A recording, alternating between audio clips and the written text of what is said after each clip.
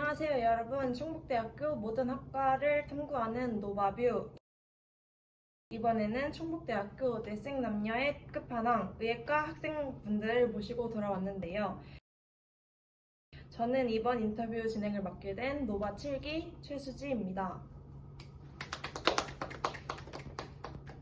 네, 앞서 말씀드린 대로 이번 노바뷰는 충북대학교 의예과 학생분들을 모셔봤습니다. 1부에서는 의예과에 대한 여러 가지 궁금증을 해결할 수 있는 시간을 준비했고요. 2부에서는 의예과 학생들의 수능 공부 방법, 여러 가지 꿀팁에 대해서 설명드리고자 합니다. 먼저 두 분 자기소개 부탁드릴게요. 안녕하세요. 저는 충북대학교 의과대학 소속 의예과 2학년 이준기라고 합니다. 안녕하세요. 저는 충북대학교 의과대학 소속 의예과 2학년 유림이라고 합니다. 사실 어떤 학교든지 마찬가지지만 의예과에 재학 중이다 라고 하면 주변에서 시선들이 사뭇 다를 것 같은데 실제로 그런가요? 미용실 같은 데를 갔을 때 보통 과가 어떻게 되냐고 물어보시는 분들이 있으면 의예과라고 하면은 공부 잘했네 이런 말을 들을 때가 있고, 또 평소에도 의예과라고 하면은 아무래도 주변 사람들이 그래도 공부 잘했네라는 말이 먼저 나오는 것 같아요.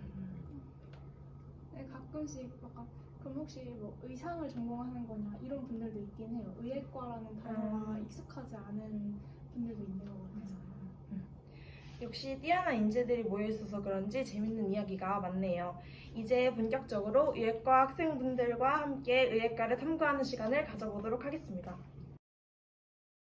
사전에 저희가 고등학생분들에게 질문을 좀 받아봤어요. 아무래도 의예과에 대한 궁금증이 있는 학생분들이 많더라고요. 먼저 의예과는 어떤 학과인지 간단하게 소개 부탁드리겠습니다. 우선 의대생이라고 하면은 의예과 2년에 의학과 4년으로 나눠지는데요.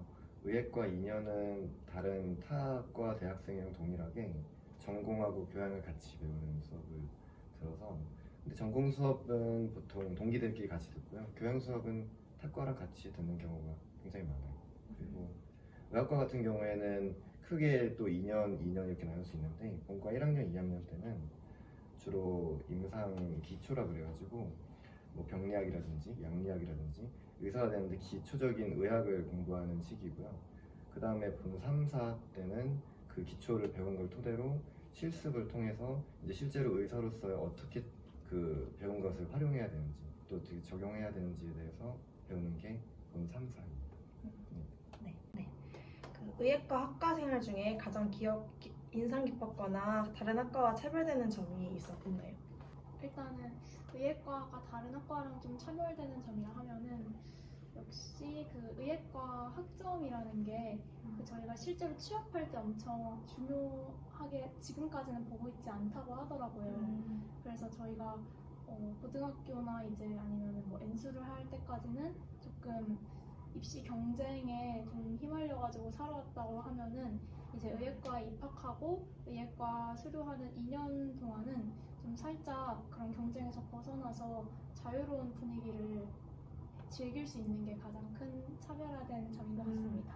다음은 수험생들이 은근히 많이 궁금해하는 질문인데요.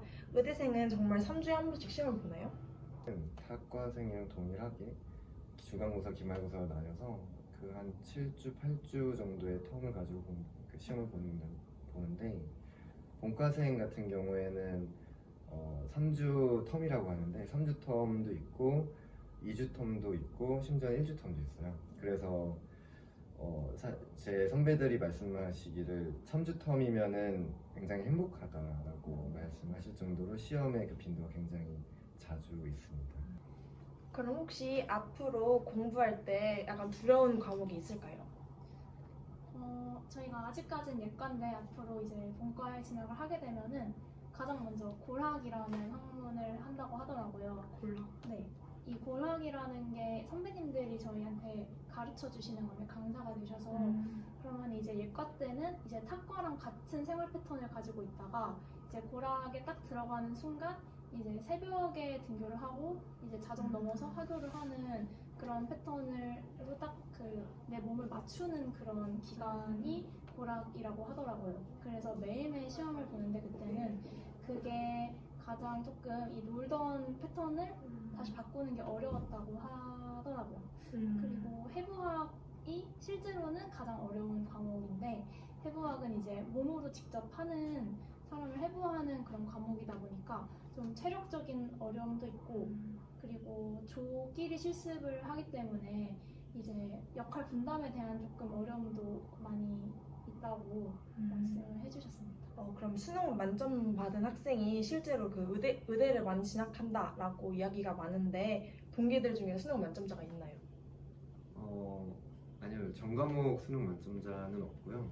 근데 대신에 동기들마다 잘하는 게 뛰어난 게 되게 많아서 각 과목별로 만점을 받은 학생들이, 그러니까 과목 하나 정도 만점 받은 학생들은 굉장히 많은 걸로 알고 있습니다.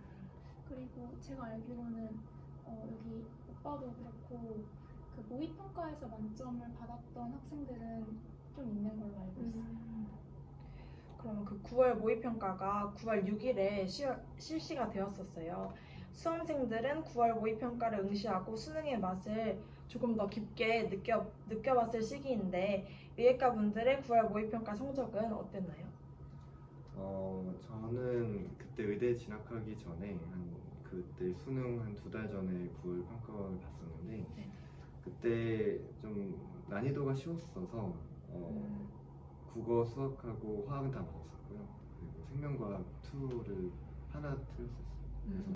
저는 재수를 했는데요. 제가 현역 때는 제가 그때 9월 모의평가 성적은 잘 기억이 안 나고 이제 재수 모의평가 성적을 사실 표점으로 봐야 되긴 하는데 그냥 좀 쉽게 등급으로 생각을 하자면은 국어 2, 수학 2, 영어 1, 그 다음에 화학 2, 지구과학 만점 이렇게 받았던 것 같아요. 네.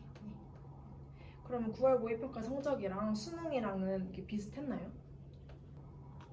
그렇게 큰 차이는 없는데 저도 수능을 9월 평가원보다 좀 못 본 편인데 근데 아무래도 수능이다 보니 긴장감이 비교가 안 되기 때문에 사실은 9월 평가원 때 봤던 그 성적이 저의 진짜 실력이 아닐 수도 있는 거여서 진짜 수능 때 성적이 진짜 실력이라고 저는 생각하거든요. 그래서 9월 평가원이랑 수능이 그렇게 큰 차이는 없지만 그래도 차이는 있었어요. 저는 이제 9월 모의평가 때보다 좀 더 많이 잘 본 케이스인데요. 9월 모의평가 보고 내가 이제 이게 내 한계구나 이렇게 생각을 했었는데 그래서 약간 좌절을 한 과목도 있었어요. 근데 좀 거기에 포기를 하지 않고 수능 때까지 이제 약간 내 성적이 정해졌다라고 생각해서 노는 학생들도 많은데 그렇게 생각을 안 하고 조금 끝까지 열심히 했더니 수능에서 전 좀 더 좋은 결과를 얻을 수 있었습니다. 의예과 학생분들의 성적을 들으니까 9월 모평 끝나고 수능만 앞둔 이 시기를 알차게 쓸 수 있는 비밀의 루틴과 공부 방법이 궁금해지는 것 같아요. 그 두 학생의 수험생 시절 공부 방법과 수능 꿀팁은 2부에서 진행하도록 하겠습니다.